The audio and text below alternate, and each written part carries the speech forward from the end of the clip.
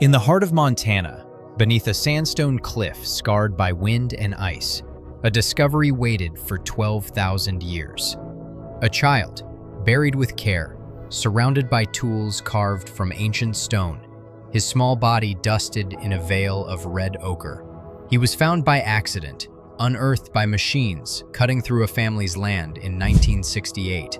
But what rose from that soil would rewrite everything we thought we knew about the first people to walk this continent. The bones belonged to a boy who lived at the end of the Ice Age, around 12,600 years ago, when mammoths still moved across the plains and glaciers still choked the northern horizon. He would come to be known as Anzick I, the only human ever discovered from the legendary Clovis culture, a civilization once thought to be the first great foothold of humanity in the Americas. To this day, his remains hold something no other skeleton ever has: a full, readable genome, the oldest complete genetic record of an ancient American. For decades, the Clovis stood as the beginning of the story, the first explorers, the first hunters, the first Americans. Their fluted spear points, razor-edged, flawless, and balanced, were the signatures of their brilliance. These tools appear across the continent, from the Atlantic to the Pacific, carved with such precision that even modern knappers struggle to recreate them. More than 10,000 have been unearthed, each one a shard of the same mystery. They were hunters of giants. Their weapons could pierce the hide of mammoths and bring down bison the size of trucks. At ancient kill sites, their points still lie buried among tangled ribs and skulls, silent witnesses to a world long vanished. But they were not just fighting the beasts of the wild, they were fighting time itself. The end of the Pleistocene brought collapse. The earth froze again in a sudden, savage chill known as the Younger Dryas, an extinction event that silenced much of the megafauna they depended on. The mammoths vanished, the mastodons fell, and with them, the Clovis world began to fade. Their tools survived, but the people themselves became ghosts. For nearly a century, the Clovis remained an enigma defined by absence. We could see their hands in stone, but never their faces, until Montana. When archaeologists arrived, they cataloged 125 artifacts laid beside him: knives, scrapers, spear points, all carefully placed as though he was meant to carry the weight of his people into the afterlife. His small bones were coated in ochre, a mineral pigment that ancient peoples used for ceremony and the color of life. Even in death, he was honored. He was not left behind. For years, the Anzick remains rested in boxes, preserved but silent, stored within Texas A&M University, studied by few and understood by none. But then came a revolution.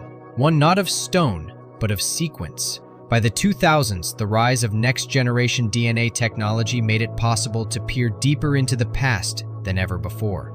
Among those who returned to the bones was Sarah Anzick, the daughter of the ranching family whose land had held the child's grave. She had been just 5 years old when the discovery was made. Now, as a molecular biologist, she would help uncover the code written inside those fragile remains, the genetic memory of the first Americans. The task was brutal. The Anzick child's bones had weathered more than 12 millennia of freeze and thaw, fractured by ice, eroded by time.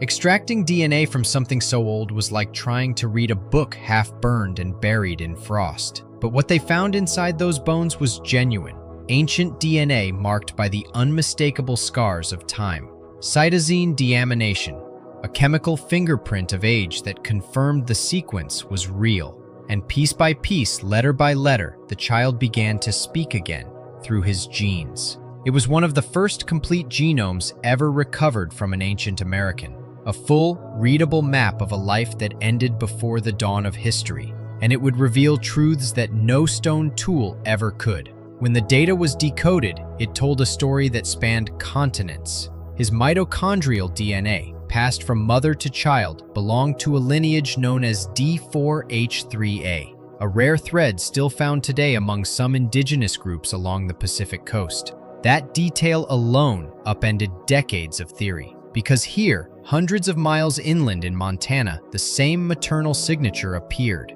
proof that these people weren't confined to coastal routes or isolated migrations.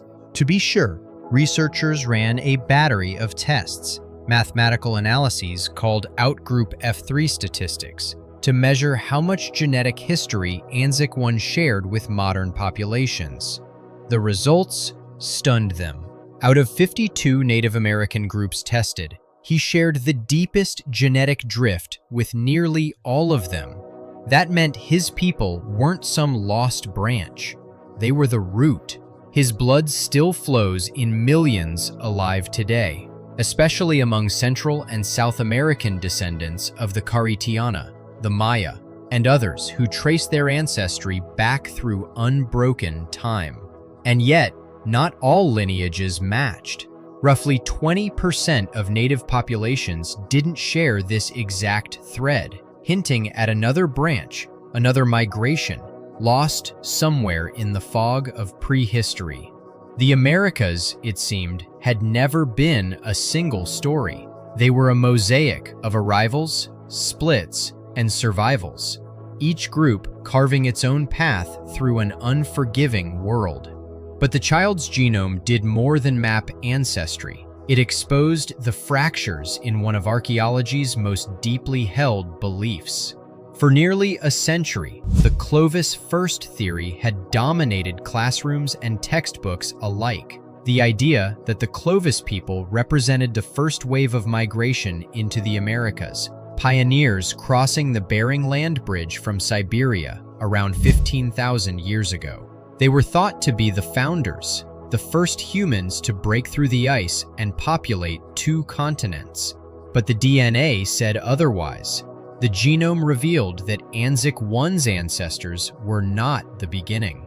They were already the descendants of an earlier migration, people who had crossed long before his time, long before Clovis culture ever emerged. That meant others were here first. The child from Montana was not humanity's first footprint on American soil. He was part of a lineage already ancient when he was born. And there was something else. For years, a controversial idea had haunted the field: the Solutrean hypothesis, the claim that Ice Age Europeans might have crossed the Atlantic thousands of years before Columbus, bringing with them the fluted spearpoint technology that defined Clovis craftsmanship. It was a theory that carried both intrigue and politics. Still, the discovery raised a haunting question. If the Clovis were not the first, who was? And how many stories have already vanished beneath the soil, waiting to be told only through fragments of bone and dust? Across the Americas, sites older than Clovis began to rise from obscurity. Ancient settlements like Monte Verde in Chile, dating back nearly 14,500 years. And then there were the human footprints in the white gypsum sands of New Mexico. Imprints preserved for 20 millennia, long before the Clovis child was born. These weren't myths, they were evidence, and they were rewriting the timeline of human arrival in the New World. But for the Anzick child, there would be one last journey. After decades of study, when his genetic story was finally complete, he was returned to the soil that had kept him for 12,500 years. In 2014, the remains of Anzick I were reburied in Montana, close to the place where he had first been found. A circle closed, a life restored to the land. Yet his story endures, not in textbooks, but in the blood of those who walk these lands today. His DNA is still here, whispering through time, carrying the memory of the first great cultures to rise on this continent. A lineage of hunters, survivors, and dreamers who faced extinction and refused to vanish. The grave was simple: no gold, no carvings, no monument. Just earth, stone, and silence. But that silence carried the weight of a continent's beginning. When scientists released the findings in 2014, the world's attention shifted to a single truth. The boy buried beneath the Montana soil was not just a child of the Clovis. He was a child of America itself. His bloodline reached into nearly every indigenous nation from Alaska to the Andes. His story, once sealed in bone, was proof that Native Americans were not distant migrants. They were descendants of a lineage as old as the land they stood on. To many tribal communities, the genome results didn't reveal something new. They confirmed what had already been known for generations, that they had always been here, that their roots stretched back beyond the memory of glaciers, beyond even the mammoth and the mastodon. Science had finally caught up to what oral tradition had preserved all along. Still, the weight of what Anzick 1 represented was almost unbearable. He had lived at a crossroads of extinction and survival, a time when every hunt could mean the difference between life and erasure. Yet even as his people faced the dying of the great beasts and the chaos of a changing climate, they did not disappear. They adapted. They built, they taught, they remembered. And in the quiet rituals of burial and ochre, they passed something forward, the will to endure. Archaeologists often talk about the Anzick site as a discovery, but it was something more profound. It was a conversation, one that crossed 12 millennia, to remind us that we are not separate from the ancient world. We are its continuation. The Clovis left behind no cities, no written language, no monuments that touch the clouds. Yet their mark on the human story is carved deeper than any stone could hold. Their blood became the foundation of nations. Their genes carried through storms, migrations, wars, and centuries of survival. Every heartbeat among their descendants is an echo of that Ice Age rhythm, the pulse that refused to stop even when the earth itself turned against them. The burial of Anzick 1 wasn't a farewell, it was a bridge. It connected the first Americans to their living kin, and through that connection, it shattered one of the longest-held myths in archaeology, the idea that the Americas were settled by a single wave of explorers following mammoth herds through an open corridor of ice. The truth was far older, far more complex, and infinitely more human. Because these weren't nameless wanderers, they were families, tribes, storytellers, and caretakers of a world that was still being born. They crossed mountains of ice and rivers of stone not because they sought conquest, but because survival demanded it. Each fire they lit, each child they buried, became a thread in the vast genetic fabric that still binds us to them. And somewhere in that fabric, buried deep in the code of modern humanity, Anzick 1 still lives.